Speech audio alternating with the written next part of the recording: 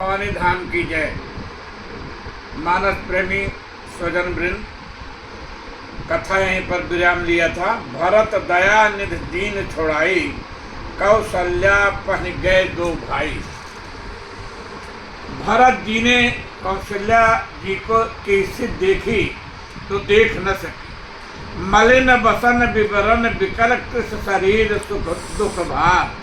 कौशल्या अम्बा भरत को देखते ही उनकी ओर दौड़ पड़ी, परंतु दुख से व्याकुल शरीर से दौड़ा नहीं जा सका और वे पृथ्वी पर गिर पड़ी।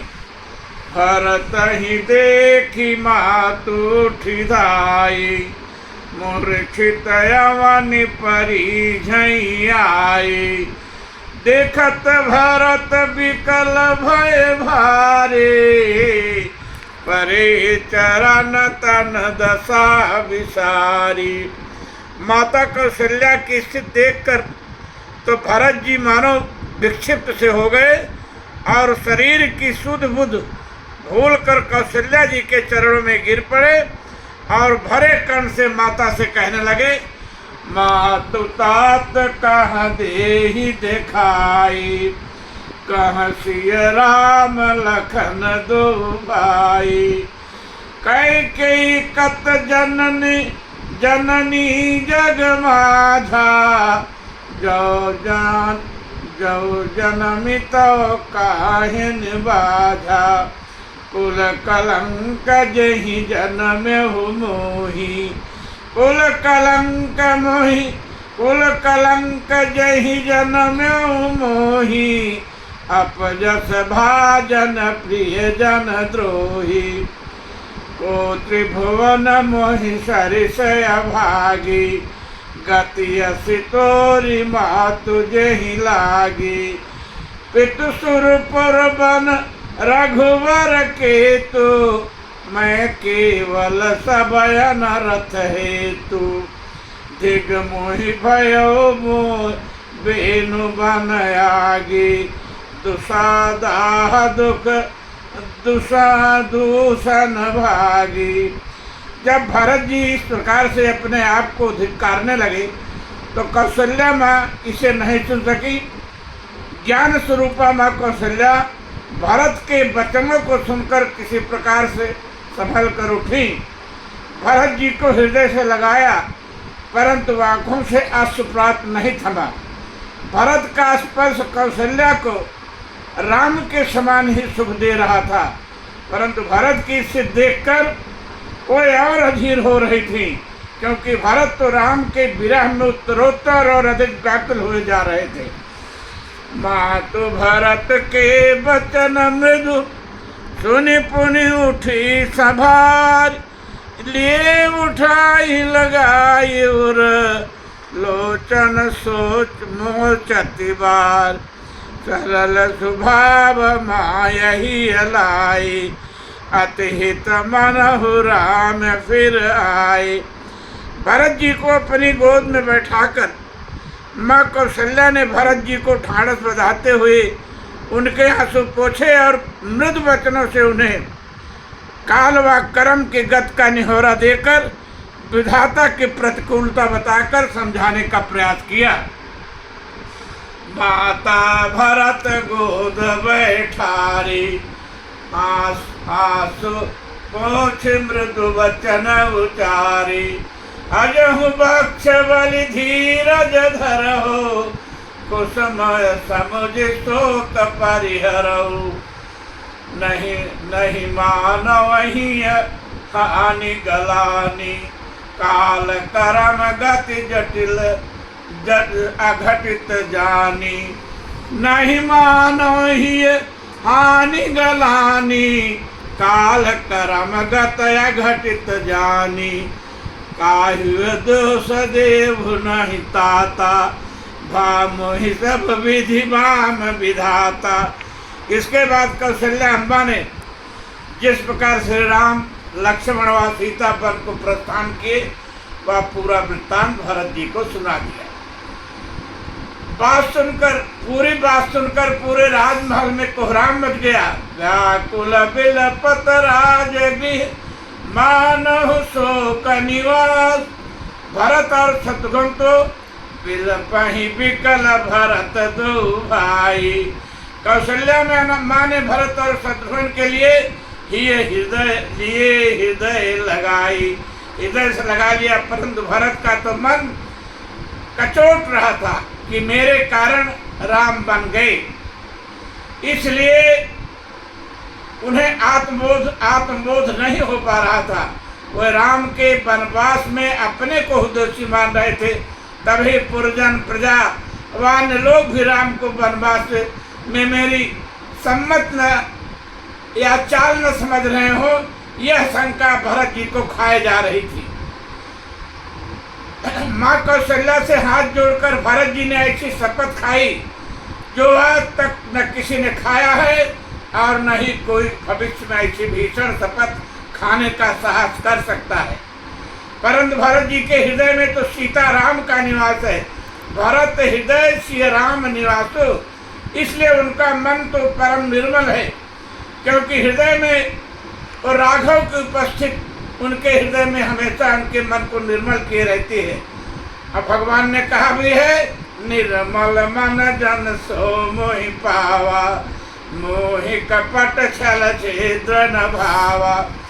इसलिए भरत जी ने रणवास में माँ कौशल्या व अन्य लोगों की उपस्थित में जो शपथ खाई वह अत्यंत ही भीषण व कठोर थी, जिसे सहज ही कोई भी खाने का साहस नहीं कर सकता।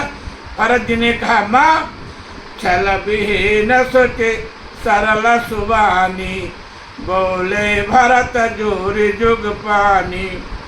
गे अघमात पिता सुत मारे, गाई गोठ माहि सुरपुर जारी। गे अघतिय बालक वध कीन्हे, मीत महे पति माहुर दीन्हे। जे पातक उपपातक अहि, करम वचन मन भव कवि कहहि। ते पातक मोहि विधाता, जो यह होई मोर मत माता। जे परिहरि हरि हर चरण, भजहि भूतगण घोर। तेहि कह गति मोहि जेव विधि, जो जननी मत मोर।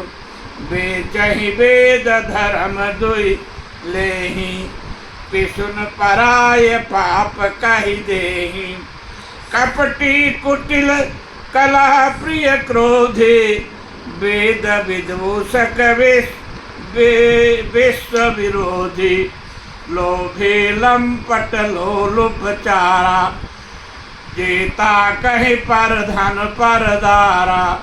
पाओ मैं तिन्ह कह गति घोरा, जो जननी यह सम्मत मोरा। जे नहीं साधु संग अनुरागी, परमारथ पद विबुध अभागे। जे नहीं भजे हरि नरतन पाए, जिन्ह न हरिहर सुजस सुहाई। तज श्रुति पंथ वाम पथ चलहि, पंचक बिरध बेस जग छलहि।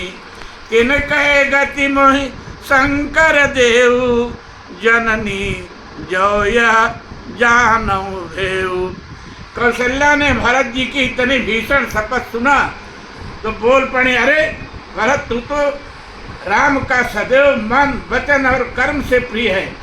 कहा कि राम प्रिय तात तुम, सदा वचन मन काय। यही नहीं, राम राम प्राण होते प्राण तुम्हारे, तुम रघुपति हैं प्राण होते प्यारे। विधु विष चवै सवै हिम आगे, विधु विष चवै श्रवै हिम आगे। ओई बारी चर बारी विरागी, भय ज्ञान बर मिटै न मोहु। तुम राम ही प्रतिकूल न हो, मत तुम्हारे यह जो जग कहे। सो सपन्यो सुख सुगति न लाई। कौशल्या ने माने तो यहाँ तक कह दिया कि भरत, भले ही चंद्रमा अमृत की जगह विष की वर्षा कर दे, बर्फ में अग्नि उत्पन्न हो जाए, मछली को पानी से वैराग्य हो जाए, ज्ञान होने पर भी मोह का विनाश न हो, अर्थात ये सब उल्टी बातें भी भले ही संभव हो जाएं, परंतु तुम कभी भी राम के प्रतिकूल नहीं हो सकते। निर्दोष होने का इतना बड़ा प्रमाण माँ कौशल्या के अतिरिक्त भला और कौन दे सकता है। राम की माता जो ठहरी। इस प्रकार बैठे बैठे पूरी रात व्यतीत हो गई। फिर प्रातःकाल हुआ तो वामदेव, वशिष्ठ आदि मंत्री सब एकत्र हुए। महाराज दशरथ की अंत्येष्टि भी होनी थी, इसलिए ऋषियों को के समझाने व निर्देशन के बाद भरत जी धैर्य धारण कर उठे और महाराज दशरथ के मृत शरीर को निपतन वेद विदित अनभाया, परम विचित्र विमान बनावा। माताएं भी महाराज के साथ सती होने को तैयार थे, परंतु भरत जी ने सबको समझाया, चरण पकड़कर कहा, जीवित रहने पर पुनः श्री राम के दर्शन हो सकेंगे। इसलिए भरत जी के समझाने पर राम के दर्शन की अभिलाषा में रानियां सती नहीं हुई। गही पद भरत मातु सब राखी, रही रानी दर्शन अभिलाखी। इसके बाद अंत्येष्टि की सामग्री एकत्र कर सरयू के तट पर महाराज दशरथ जी की चिता तैयार कर भरत जी ने दाह संपन्न किया, दाह क्रिया संपन्न किया और समयानुसार 10 गात्र भी किया। चंदन अगर भार बहुआई, अमित अनेक सुगंध सुहाई। सरजू तेर रज चिता बनाई, जन सुरपुर सोपान सुहाई। यह विददा क्रिया सब कीनी, विधवत नहाय तिलांजल दीनी। सोच सुमृत सब वेद पुराना, सोच सुमृत सब वेद पुराना। कीन भरत 10 गात विधाना, जहाँ जस मुनिवर आय सुदीना। तह तस सहस भांति सब कीना। सिंहासन, वस्त्राभूषण, अन्न, भूमि, धन धाम आदि अनेकों प्रकार से दान भरत जी ने इस अवसर पर ब्राह्मणों को दिया। गोस्वामी जी ने तो भरत के द्वारा दशरथ जी के लिए किए गए कार्यों के लिए लिखा, पितुहित भरत कीन जस करनी, तो मुख लाख जाई नहीं बरनी। यह गोस्वामी जी के अनुसार भरत राम ही की अनुहारी, सहसा लख न सकहि नर नारी। भरत जी राम के ही समान थे, इसलिए भरत जी से यह दास क्रिया संपन्न करा दी गई। आगे मानस अनंत है, अतः है। विद्वानों की ओर से भी बहुत मत हैं, लेकिन उन मतों का निरूपण मैं यहाँ पर नहीं करूँगा। इस प्रकार भरत जी महाराज दशरथ जी की विधि विधान से अंत्येष्टि 10 गात्र आदि संपन्न किया। परंतु अयोध्या तो अभी शोक सागर में डूबी हुई है। राजा विहीनावध में अब सबकी दृष्टि भरत पर ही है कि भरत राज स्वीकार करेंगे अथवा नहीं। आप भी इसके आगे के घटनाक्रम की जिज्ञासा पूर्व एक आगे की कथा सुनने की कृपा करें। बस अब यहीं पर कथा विराम मिलेगी।